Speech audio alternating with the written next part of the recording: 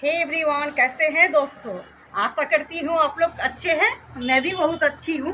थोड़ा फीवर है, फिर भी ठीक है, चल जाएगा। क्योंकि अभी फुल का सीजन है ना, মানে ফুলের বাহার এখন, তার জন্য সবসময় আমাকে সুস্থ থাকতে হবে বন্ধু। ওই জন্য জাস্ট এবারে চলে আসি ভিডিওতে।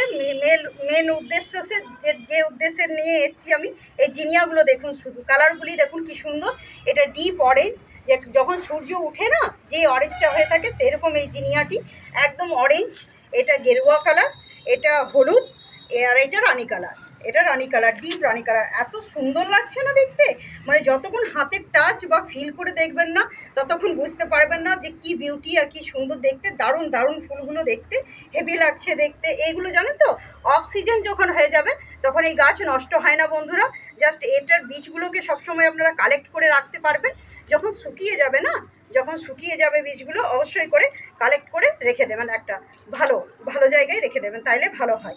ঠিক আছে, তাইলে আপনি নিজেই বলুন যে এই কালেক্ট করে বীজ রাখাটা তো অবশ্যই করে আপনারা লাগাবেন। আর যখন সিজন শেষ হয়ে যাবে অবশ্যই করে এই জিনিসগুলোকে রেখে আর কালেক্ট করে পরে নেক্সট ইয়ার আবার পুঁতবেন ভালোভাবে, তাহলে হয়ে যাবে। আর সরষার খোল ভেজানো অবশ্যই করে দেবেন। আর যেসব জিনিসগুলো আমি বলেছি অবশ্যই করে অ্যাপ্লাই করবেন, দেখবেন এইরকম ছোট্ট থেকে ছোট্ট এই গাছে ঘন ঘন ফুল হবে।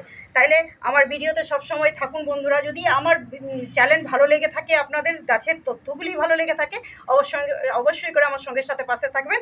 तो इतना मेरे साथ रहने के लिए आप लोग सबको मैं धन्यवाद करती हूँ, जो आप लोग इतना समय देख के मेरे को सपोर्ट कर रहे हो।